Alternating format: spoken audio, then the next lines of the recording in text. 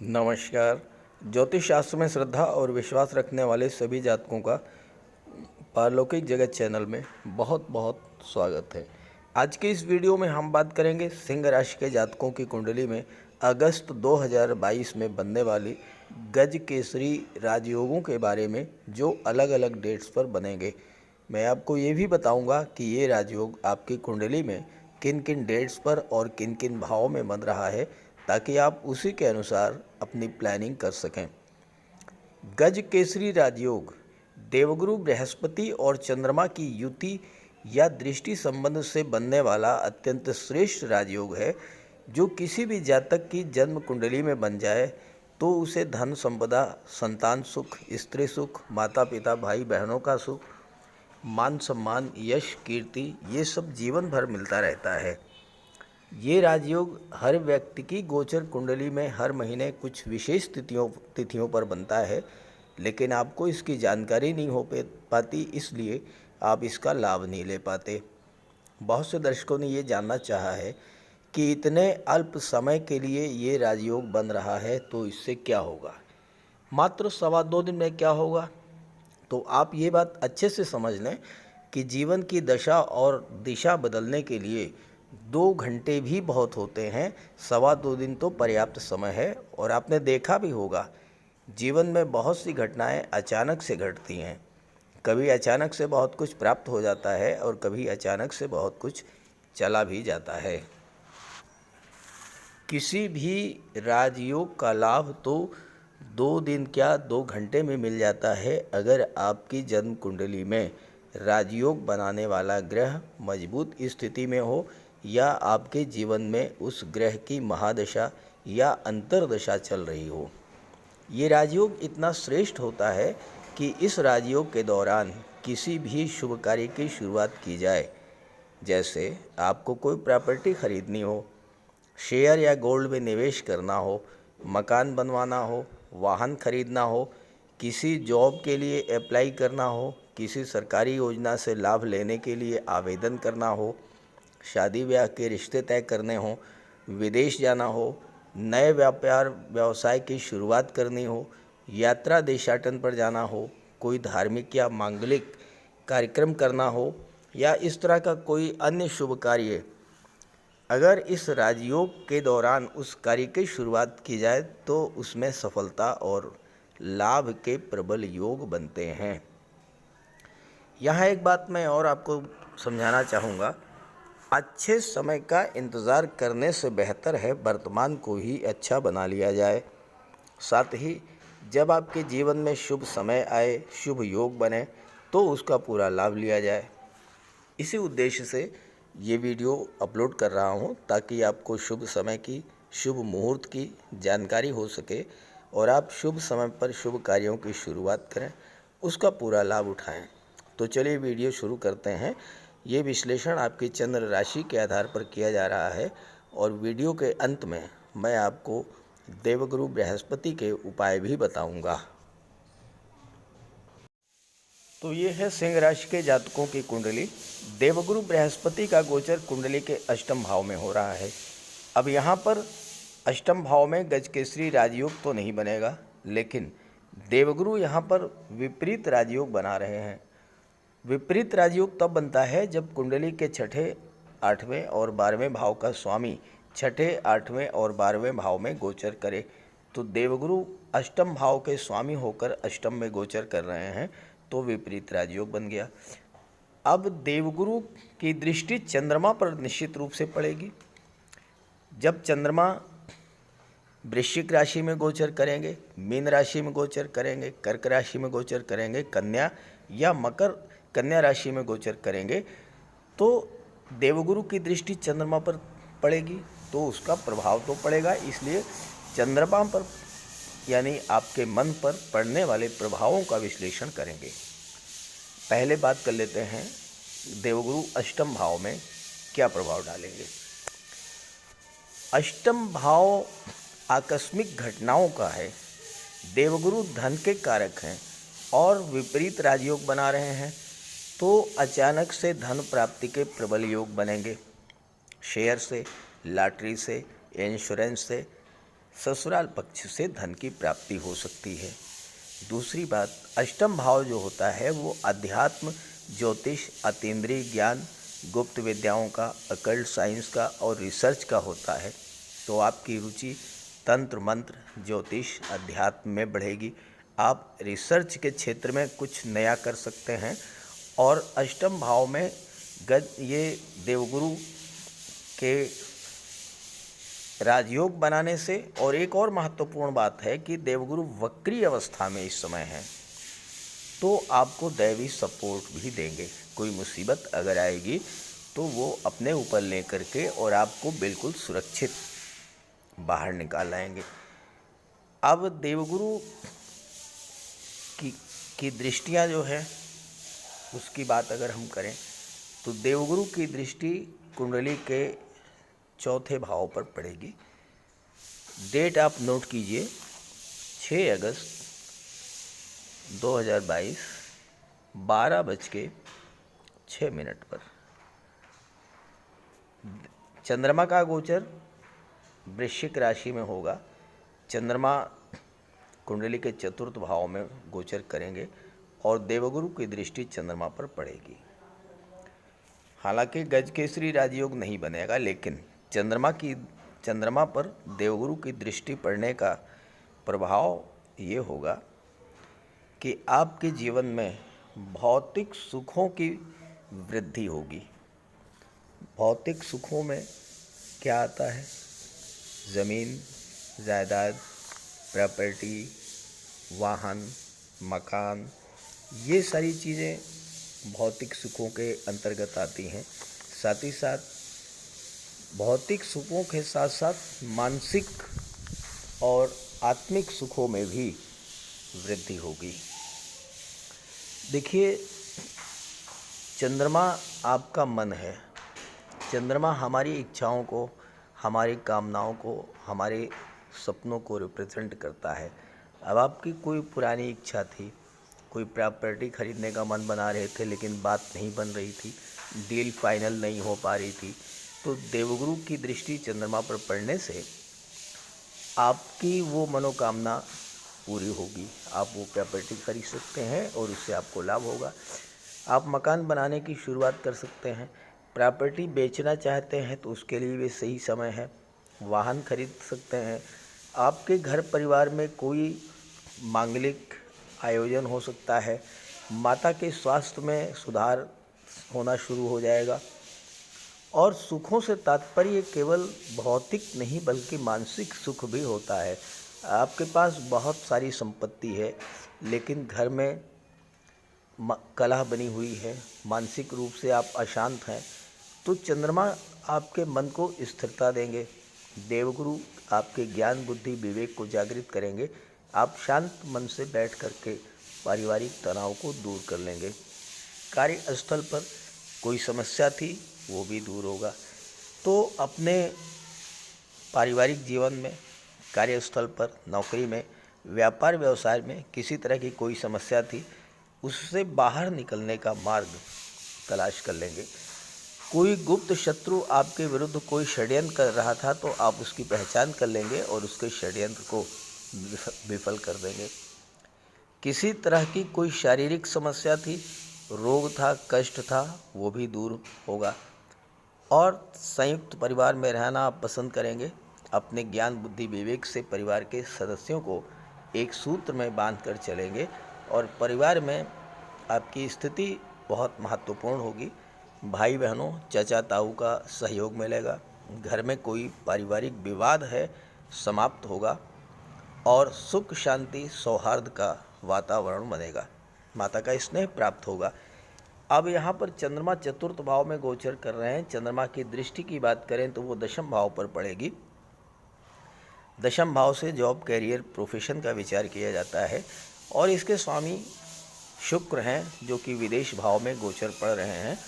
तो विदेश सेवा में या किसी विदेशी कंपनी में, किसी मल्टीनेशनल कंपनी में आपको जॉब मिल सकती है। व्यापार में वृद्धि होगी, कार्य क्षेत्र में उन्नति होगी और नौकरी में पदोन्नति और वेतन वृद्धि का लाभ मिल सकता है। राजनीति, धर्म, अध्यात्म और finance, education sector, banking sector से जुड़े हुए जातकों को ज़्यादा लाभ प्राप्त होगा। आइए अगली डेट की बात करते हैं। अगली डेट नोट करें, 10 अगस्त। 10 अगस्त आपके लिए बहुत महत्वपूर्ण होने वाला है, क्योंकि 2:58 PM चंद्रमा का गोचर मकर राशि में होगा और चंद्रमा कुंडली के छठे भाव में गोचर करेंगे। अब यहाँ पर शुक्र 12वें भाव में गोचर कर रहे हैं। शुक्र और चंद्रमा का समसप्तक दृष्टि संबंध बनेगा, जो कि बहुत ही श्रेष्ठ लाभ देने वाला आपके लिए होगा, क्योंकि शुक्र 12वें भाव में अति विशिष्ट कारक होते हैं। 12वें भाव को प्रभाव को बहुत अधिक बढ़ा देते हैं। 12वां भाव क्या है? खर्चों का, विदेश का, विदेश यात्राओं का, विदेश से धन का, ज्योतिष, तंत्र मंत्र, अध्यात्म का होता है, मोक्ष का होता है। 12वें भाव में शुक्र अति विशिष्ट कारक होते हैं, तो 12वें भाव की शुभता को बढ़ा देंगे, शुभ प्रभावों में वृद्धि करेंगे। 12वां भाव खर्चों का है। शुक्र धन, वैभव, ऐश्वर्य और भोग के कारक हैं, सुख और लग्जरी के कारक हैं। आप सुखों को बढ़ाने वाले साधन घर में लाएंगे। अगर आप महिला हैं तो गहने, आभूषण, jewellery, designer dresses, cosmetics, perfumes, श्रृंगार प्रसाधन, साड़ियाँ, ज्वेलरी या इस तरह की चीज़ें आप खरीदेंगी, और आप जो भी परचेज़ करेंगे वो बहुत ही उम्दा क्वालिटी का होगा। साथ ही साथ आप घर में TV, LED, AC, fridge, washing machine या 4 व्हीलर खरीद सकते हैं। शुक्र 12वें भाव में है। बुध जो कि चंद्रमा और शुक्र दोनों के मित्र हैं, तो वो क्या करेंगे? बुध लाभ के भाव के स्वामी हैं और धन के भाव के भी स्वामी हैं, तो मित्र हैं शुक्र के भी, चंद्रमा के भी, तो धन की प्राप्ति भी होगी और धन का संचय भी होगा, धन का निवेश भी बढ़ेगा।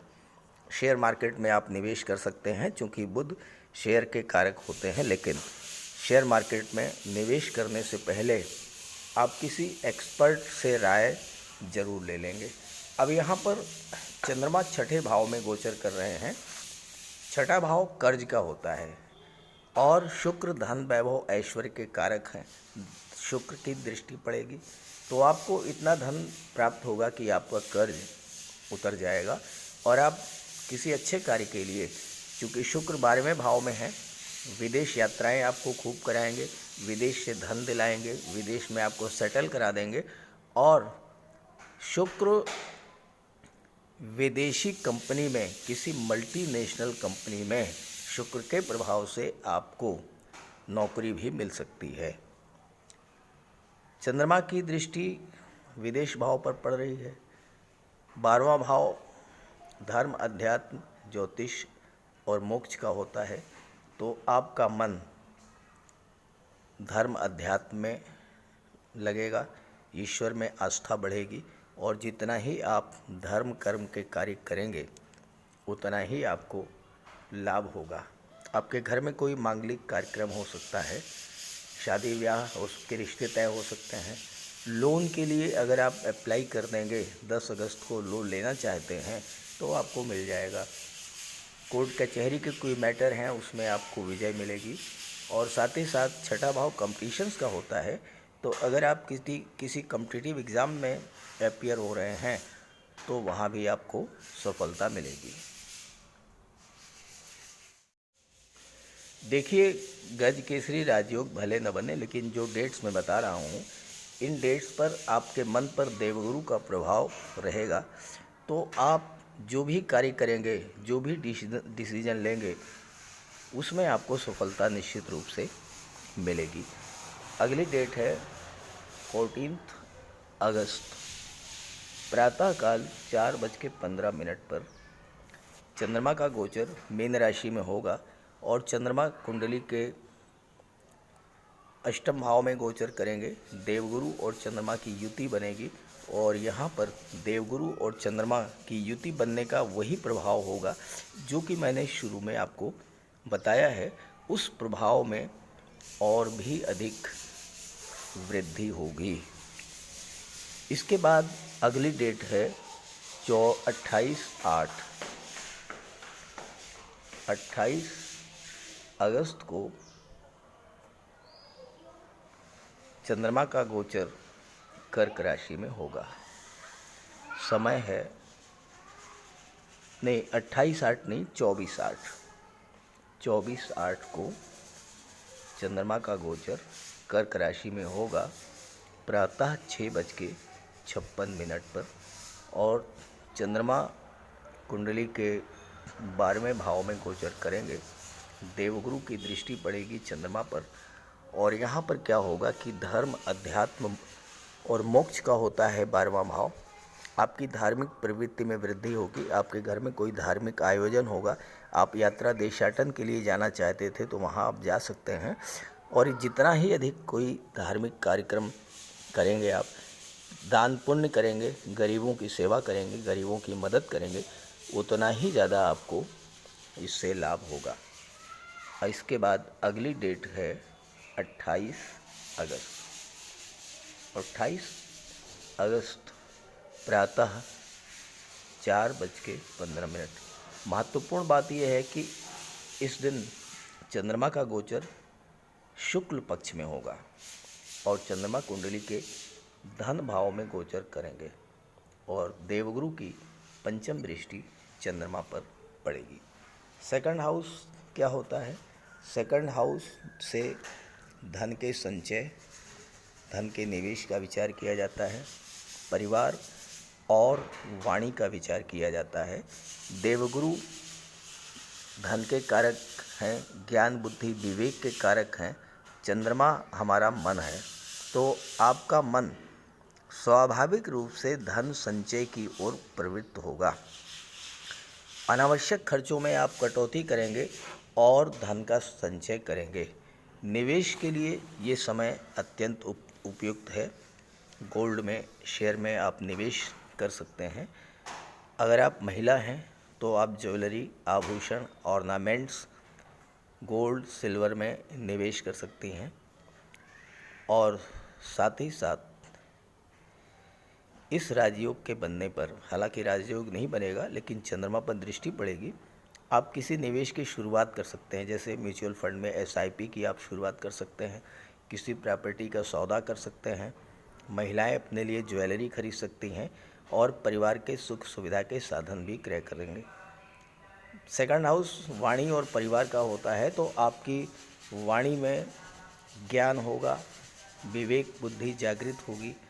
और साथ ही साथ सेकंड हाउस परिवार का भी होता है और देवगुरु की दृष्टि पड़ रही है, तो किसी तरह का कोई पारिवारिक तनाव, पारिवारिक कलह अगर था तो वो दूर होगा।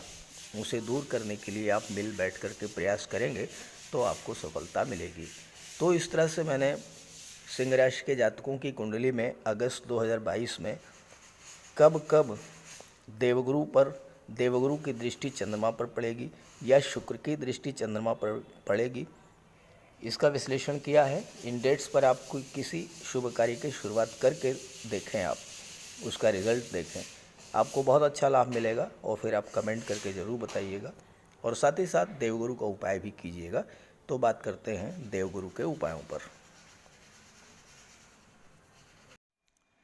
कुंडली में देवगुरु बृहस्पति का बहुत ही महत्वपूर्ण स्थान है, क्योंकि देवगुरु कुंडली के पंचम और नवम भाव के कारक होते हैं। पंचम भाव से संतान का विचार किया जाता है, शिक्षा का विचार किया जाता है और नवम भाव से भाग्य का विचार किया जाता है। गुरु ग्रह भाग्य के लिए जिम्मेदार माने जाते हैं और किसी भी कार्य की सफलता के लिए देवगुरु का मजबूत होना बहुत ज़रूरी है। जब कुंडली में देवगुरु मजबूत होते हैं तो भाग्य का साथ मिलता है। जिस काम में हाथ डालते हैं वो सफल होता है।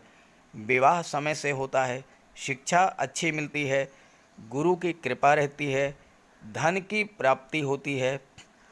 तो देवगुरु के लिए कुछ उपाय बताने जा रहा हूँ, उपाय ज़रूर कीजिएगा। अगर आपकी जन्म कुंडली में गुरु कमज़ोर स्थिति में है तो आपको गुरुवार का व्रत करना चाहिए। स्नान करते समय जल में आधा चम्मच हल्दी डालकर स्नान करें। स्नान के बाद पीले रंग के वस्त्र धारण करें और साथ ही साथ केसर या हल्दी का तिलक लगाएं। और गुरुवार के दिन भगवान विष्णु की उपासना करें। घर में केले का एक वृक्ष लगा लें, उसकी पूजा करें, उसकी सेवा करें। भोजन में चने के बेसन, चीनी और घी से बने लड्डू का सेवन करें और अपनी क्षमता के अनुसार पीले वस्त्र, हल्दी, शहद, धार्मिक पुस्तकें, इन सब का दान कर सकते हैं।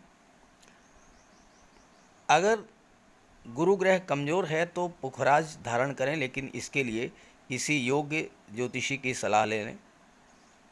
माता पिता, गुरु और बुज़ुर्गों का सम्मान करें, उनकी देखभाल करें और उनका आशीर्वाद प्राप्त करें। साफ सफाई रखें, गुरु की सेवा करें और दही और चावल गरीबों को खिलाएं। किसी गरीब को, किसी दिव्यांग व्यक्ति को भोजन कराएं। किसी वृद्धाश्रम में जाकर के वृद्धों के साथ कुछ समय बिताएं, उनकी समस्याओं को जानें, समझें।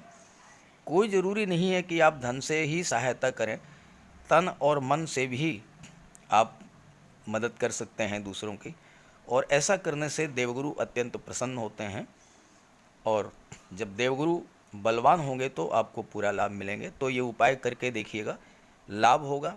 कमेंट करके बताइएगा ताकि आपके साथियों को भी इसका लाभ मिल सके। नमस्कार।